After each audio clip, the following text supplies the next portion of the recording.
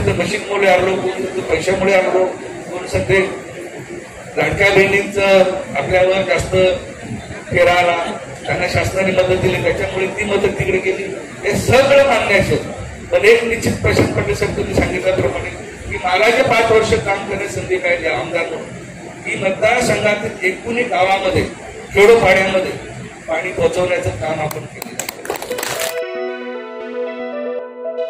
बोईसर विधानसभेचे माजी आमदार राजेश पाटील यांच्या 50व्या वाढदिवसानिमित्त विविध कार्यक्रमांचे आयोजन करण्यात आलं होतं.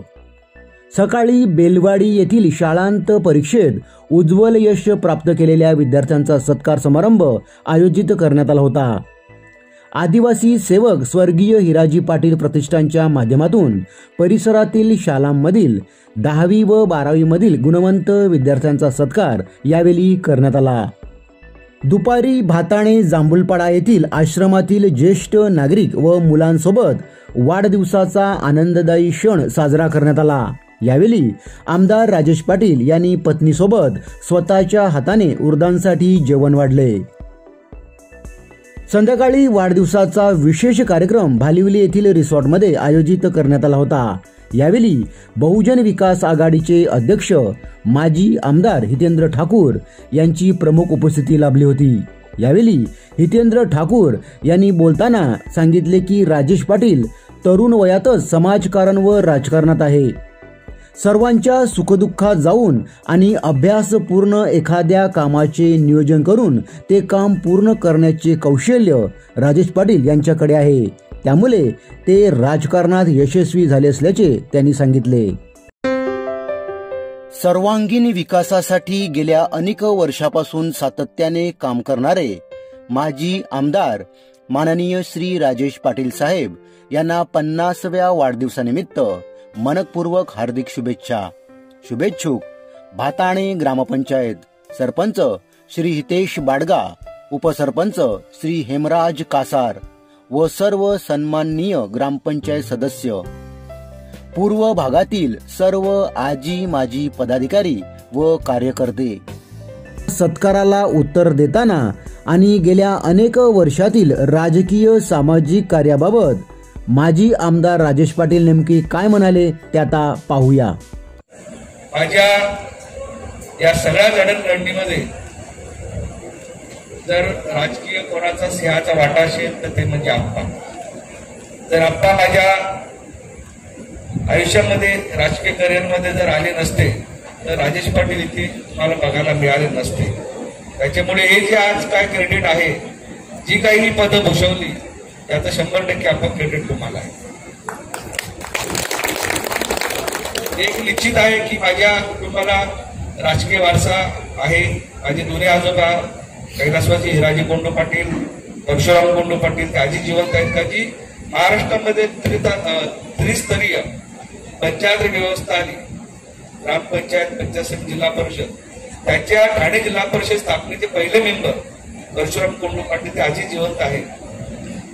ते आणि माझे आजोबा वडिलांचे वडील या दोघांनी एकूण 97 पण अडलू पडलो जिल्हा परिषद, पंचायत समिती, फेडरेशन असेल, सोसायट्या असतील, ग्रामपंचायती आहे त्या ठिकाणी काम केलं. आणि 97ला त्यांनी दोघांनी सुपूर्द अप्पांकडे मला केलं. शिरसाडला मिटिंग होती अप्पा, आणि तेव्हा त्या मिटिंगमध्ये एक कार्यकर्ता म्हणून त्या मिटिंगमध्ये मी आलो होतो. आणि त्या मिटिंगमध्ये अशी चर्चा चालू होती आणि चर्चेमध्ये एक माझं नाव सुचवलं गेलं पांडुकाकांनी, की तेव्हा असा एक विषय झाला की जुनी माणसं नको, नवीन कोणतरी पाहिजे, तरुण पाहिजे. तर कोण तरुण आहे ते तेव्हा पांडुकाकांनी नाव सुचवलं.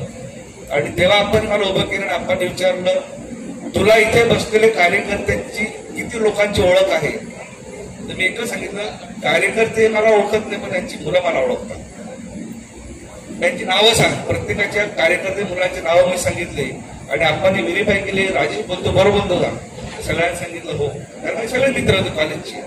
आणि तेव्हा आपण मला सांगितलं तुला तिकीट जर दिलं तर लढशील का. मला काय वाटलं काय माहिती नाही, परंतु मी शाळेत हो सांगितलं.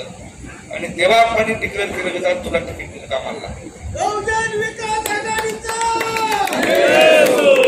आणि 2 दिवस आईने बरोबर सांगितलं जर आप्पांनी त्या वर्षापासून जर मला साथ दिली नसती तर खरंच मी कुठेतरी वेगळ्या ठिकाणी कार्यरत असतो, कुठल्या तरी वेगळ्या क्षेत्रामध्ये असतो.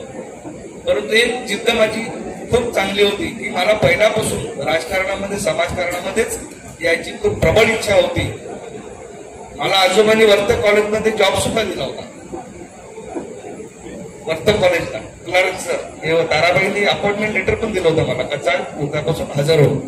मी गेलो नाही, अजिबात गेलो नाही.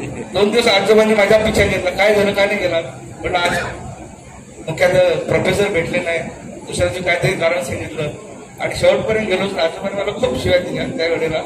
तर त्यांनी बघितलं की याच्या मागे लागणं अडचण हा तर लाईनच मिळत नाही. मग त्यांनी सगळी त्यांची जेवढं अस्त्र होती राजकीय ती सगळी माझ्या झुलून टाकली आणि सांगितलं आता तुला जे करायचं ते कर. आणि तेव्हापासून आजपर्यंत मी ज्या काही समाजाच्या कार्यामध्ये राजकीय कार्यामध्ये घडलो, खरं म्हणजे आमदार होत असताना आप्पांनी मला एक शब्द दिला होता सहजरित्या. निवडून आल्यानंतर जिल्हा परिषदला ऑफिसला गेलो आणि ऑफिसला गेल्यानंतर आप्पांनी मला एकच सांगितलं, कारण तू खूप लहान आहेस, शिकलेला आहेस, तू चांगलं काम कर, आयुष्यामध्ये कधीतरी आमदार होशील, तुला बनवेल मी. आप्पा कदाचित तुम्हाला आठवत असेल का नसेल मला माहित नाही, परंतु तुम्ही मला ते सांगितलं होतं आणि तो एक शब्द पकडून मी आयुष्यभर काम करत राहिलो. जिल्हा परिषदेमध्ये जिकडे जायचं डिपार्टमेंटला कामाचा फॉलोअप घ्यायचा, त्या अधिकाऱ्याचे नंबर घ्यायचे, माझ्या काय झालं मग अप्पांकडे यायचं, अप्पांकडनं फोन लावायचा. तर ते काम तडीच लावलं, शांत बसायचं नाही. असं काम करत गेलो. पंचायत समितीचं आरक्षण पडलं, तिकीट गेलं, सभापती ओपन सीटवर होता.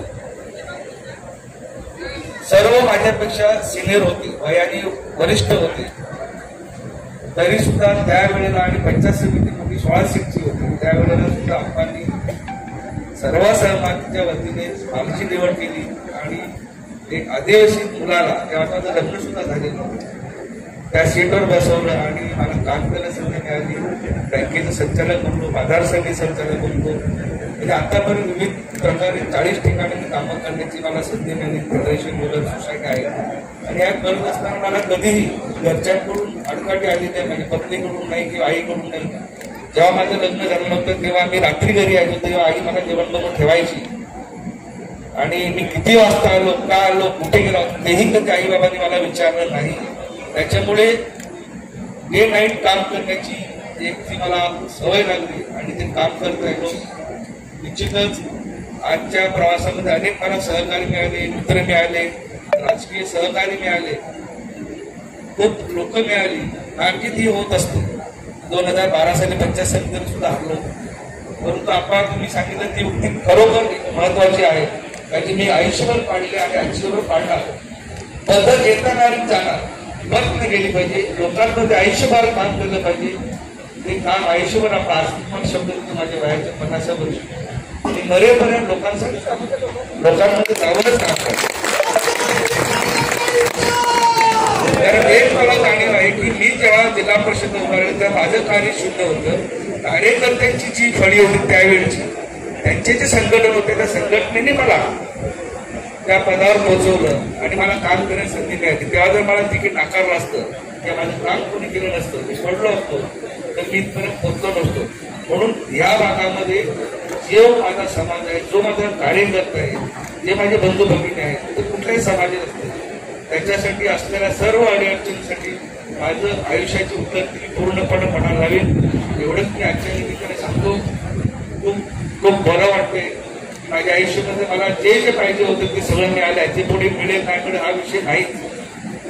अनेक जण बोलतात या निवडणुकीमध्ये हरलो, कोणी याने हरवलं, कोणी त्याने हरवलं, यांनी काम केलं नाही, त्यांनी काम केलं. ही यंत्रणा आहे, ही कमी अधिक प्रमाणात सरकत असते, चालत असते, वाढत असते, थांबत असते. त्याचा फार काय विचार करून चालणार नाही. शेवटी ते नशिबात असतं ना तेच. कोणी सध्या मशीनमुळे हरलो, कोणी सध्या पैशामुळे हरलो, कोणी सध्या लाडक्या बहिणींचं आपल्यावर जास्त फेरा आला, त्यांना शासनाने मदत दिली त्याच्यामुळे ती मदत तिकडे गेली. हे सगळं मान्य असेल, पण एक निश्चित प्रश्न पडले साहेब तुम्ही सांगितल्याप्रमाणे की मला जे 5 वर्ष काम करण्याची संधी मिळाली आमदार म्हणून, की मतदारसंघातील 19 गावामध्ये खेडोपाड्यामध्ये पाणी पोहोचवण्याचं काम आपण केलं. एकही असं गाव एमजीपीच्या योजना तिथे बनल्या नाहीत येणाऱ्या 2 वर्षांमध्ये छाती ठोकपणे सांगतो या प्रत्येक ठिकाणी प्रत्येक आदिवासी पाडा असेल तिथे एलजीबीच्या योजनेचे माध्यम जलजीवन तर आहेतच, पण जिकडे जलजीवनचं पाणी कमी आहे, सोर्स कमी आहेत, त्या ठिकाणी एलजीबीच्या योजना बनवल्या. त्याच योजनांची जर कॉस्टिंग काढली बोईसर मतदारसंघामध्ये ते जवळपास 800 ते 900 कोटी 800 ते 900 कोटीची आहे. का तर हे सगळं केलं आपण. मतदारसंघातील रस्ते अपग्रेड केले, 100 किलोमीटर केले. आणि गावचे 5 वर्षांमध्ये ना एकही रस्ता जो ग्रामीण भागामधला आहे तो तुम्हाला खडबडीत दिसणार आहे, कारण तो पूर्णपणे पिडब्ल्यूकडे वर्ग केले आपण आणि त्याच्यामध्ये रस्ते येणाऱ्या काळामध्ये चांगले होतील. म्हणजे हे काम करण्याची संधी मिळाली आणि एवढ्या वर्षाचा जो अनुभव प्रशासकीय मला जो मिळाला, अधिकारी संगत मिळाली, अधिकारी साथ मिळाली, त्यांना सोबत घेऊन चालण्याचा जो आप्पांचा अनुभव होता ते आप्पांचं म्हणणं हे नव्हतं की शेवटी प्रशासन चालवायचं असेल तर प्रशासनातले अधिकारी आणि हेच पहिल्यापासून करत आलो. त्याच्यामुळे अधिकारी मला सांगायचे की ह्या पद्धतीने आपण जर चाललो तर निश्चित हे काम होणार आणि ते केलं. म्हणून एक समाधान आहे की मला कोणी वाईट बोलणे का मला एक आमदार म्हणून इथे आम्ही निवडून दिला, चुकीचा माणूस निवडून दिला हे कोण बोलत नाही, त्याचं एक मला खूप समाधान आहे. ते जपण्याचा प्रयत्न केला आणि माझ्या व्यक्तिमत्वावर आजपर्यंत मी कुठल्या प्रकारचा चुकीचा डाग लावून घेतलेला नाही. हे एक माझ्यासाठी खूप मी पाडलं आणि तुम्हाला आजच आश्वासित करतो भले आयुष्यामध्ये राजकीय जीवनामध्ये किंवा वैयक्तिक जीवनामध्ये पद येईल किंवा नाही येणार, परंतु जे मला आज मिळालेलं आहे, मी आमदार नसलो तरी आज पण मतदारसंघामध्ये गेलो, एखाद्या ऑफिसमध्ये गेलो, मंत्रालयामध्ये गेलो तरी तोच मान ठेवण्याचा आजही मी राखून आहे. त्याच पद्धतीने लोकांना घेऊन जाऊ शकतो. कालच आपण पालघरमध्ये बरीचशी मंडळी प्रयोगशाळा घेऊन आलेली गणेशभाई साहेबांना भेटायला बांबू लागवडीच्या संदर्भामध्ये 25-30 लोक होती, त्यांना प्रवेश मिळत नव्हता. लाईनमध्ये घेतलेलं गेट पण सगळ्यांना आतमध्ये सोडलं विदाऊट पास. त्याच्यामुळे आपण नसतो आमदार तरी पण आज त्या ठिकाणी आपण वजन ठेवून आहे. आता मी रेग्युलर राज्य मंत्रालयामध्ये जातो, ऑफिसमध्ये जातोय आणि सगळ्यांना आवाहन करतोय कुठलीही अडचण असेल तर ऑफिसला बसतो, तिथे आपण संपर्कामध्ये आजही राहूया, पुढेही राहूया एवढं सांगतो.